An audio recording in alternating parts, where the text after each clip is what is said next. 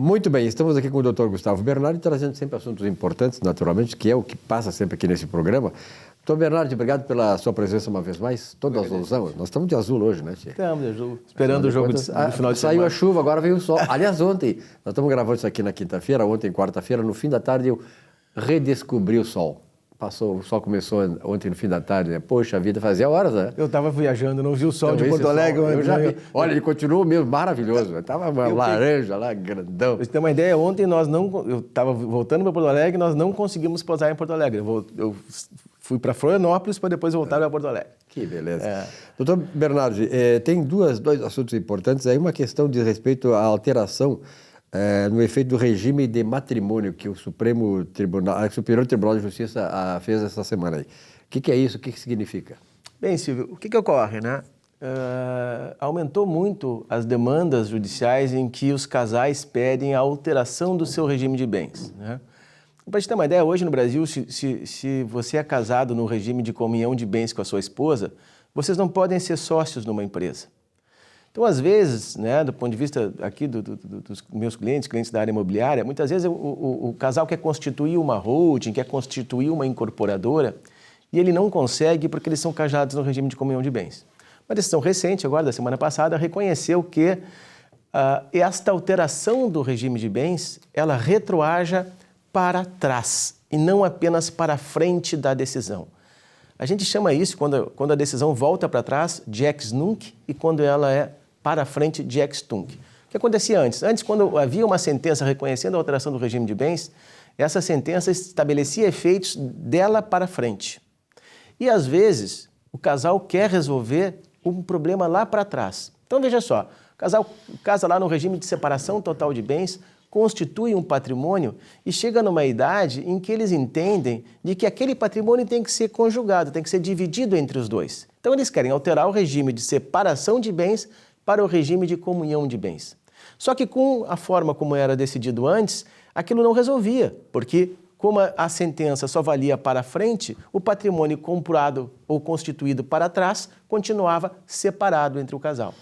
Agora não, então foi a primeira decisão reconhecendo os efeitos retroativos da alteração do regime de bens, né?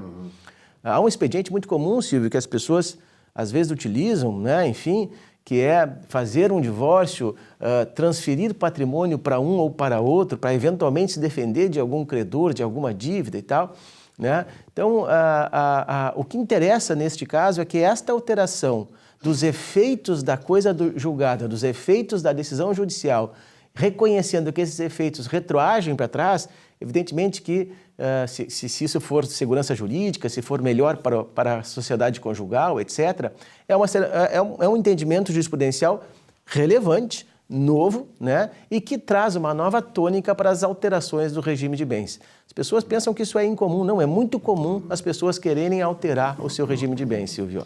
Cada vez mais, né?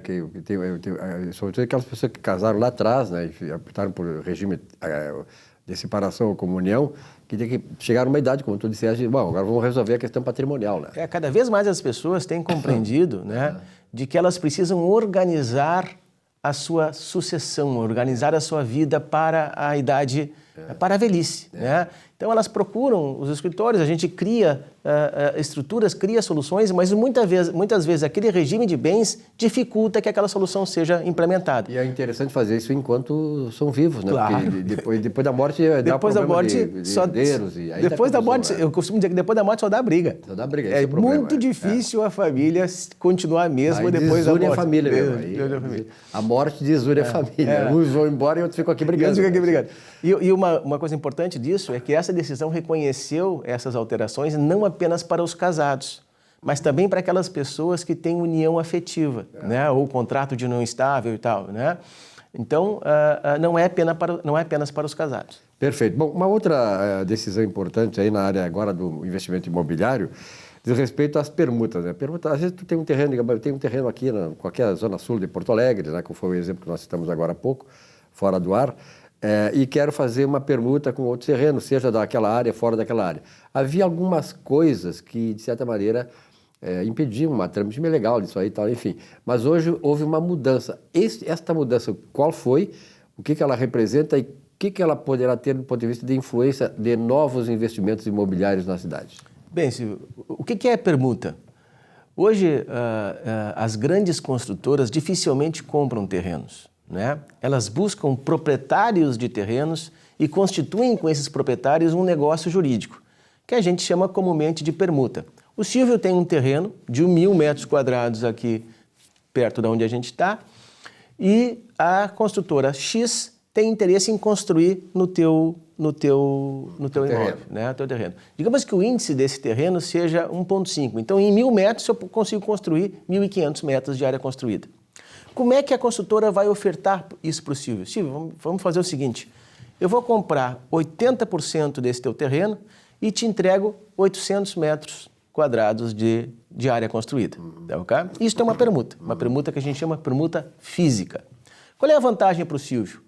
O Silvio, a vantagem para a construtora, não há tributação nessa alteração patrimonial entre a construtora e o Silvio, e o terreneiro. Por quê? Porque é uma troca de imóveis, não é uma compra de imóveis, né?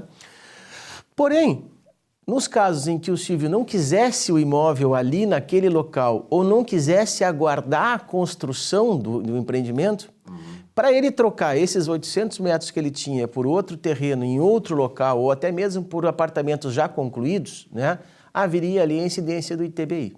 Né? Agora, é possível você estruturar esta operação sem o pagamento de ITBI. Né? Evidentemente que você continua pagando o ganho de capital, que é o imposto sobre o ganho de capital, o lucro imobiliário, né? Mas você tem uma forma de fazer isto sem pagar ITBI. Então, isto vai trazer, digamos assim, um incremento no mercado imobiliário. Um estímulo, né? Porque as pessoas vão permutar numa determinada região por imóveis de outra região, né?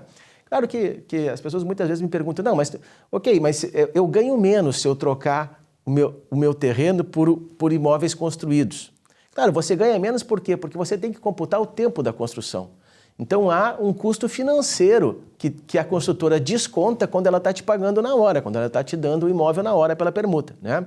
Mas isso não tem nada a ver com a facilidade da operação.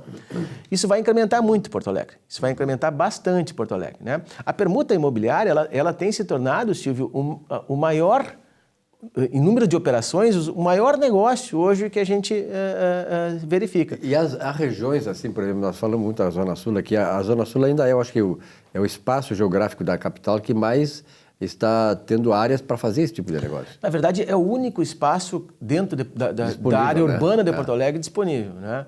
Então, tirando o 4º distrito, que ganhou áreas, mas ganhou áreas por uma questão legislativa, ou seja, aumento de índice, espaço físico mesmo dentro da área urbana de Porto Alegre nós só temos na Zona Sul. Né? Então ali, aquela região ali, Belém Novo, Belém Velho, Restinga, Itapuã. Serraria. Daqui a 10 anos nós vamos estar falando aqui e eu vou estar te contando os grandes empreendimentos que vão estar acontecendo lá. Né? Porque é para onde está se movimentando hoje. Né? Fazenda do Arado. Aquela região ali vai ser onde nós teremos, né, os grandes condomínios residenciais de Porto Alegre. Todos vão ir para aquela área lá. E, finalizando, o 4º distrito, em que peso, em que mão se encontra as questões lá? Não sei se tu acompanhou agora, essa semana que passou, a Aeronáutica aprovou, então, ali o empreendimento que é para ser o maior prédio hoje de Porto Alegre, 149 andares, se eu não me engano, 149 metros, se eu não me engano, 42 andares, né?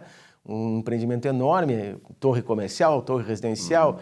Então, esses empreendimentos ícones, Silvio, eles têm que sair do papel, porque é isso que puxa o investidor para aquela região, né? Então, hoje nós temos 4º distrito com uma base legal absolutamente vantajosa para o empreendedor imobiliário, mas ainda está faltando aquele cara que é o ponta de lança, o cara que vai lá e faz o empreendimento. Então, se esse empreendimento sair do papel, ele vai ser um ícone para aquela região. 4º distrito tem se desenvolvido muito, Silvio. Se tu observar hoje os negócios imobiliários no 4º distrito e pegar e olhar para trás 2, 3 anos, tu vê o quanto ele está se desenvolvendo. Tu não tinha esse volume de negócios no 4º distrito, né?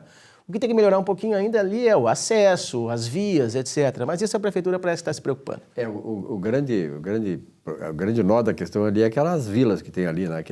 Aquilo ali, como fazer aquilo ali, como melhorar, porque aquilo ali tem um visual terrível lá para a capital. Quem sai, quem chega em Porto Alegre, primeiro se depara com aquilo, quem está chegando e quem está saindo vê aquilo é a última imagem que tu vê de Porto Alegre. Mas tu sabe, Silvio, só para arrematar, a gente vê que se tu permitir que o empreendedor privado vá para a região, ele vai auxiliar, ajudar o ente público a resolver a questão. Com certeza. Porque tu vai começar a colocar a contrapartida dos empreendimentos, solucionar o caso dessas pessoas que estão ali. Né? É como se fez lá na Arena, né? Que muitas coisas fizeram ali exatamente pelo investimento que tem lá, né?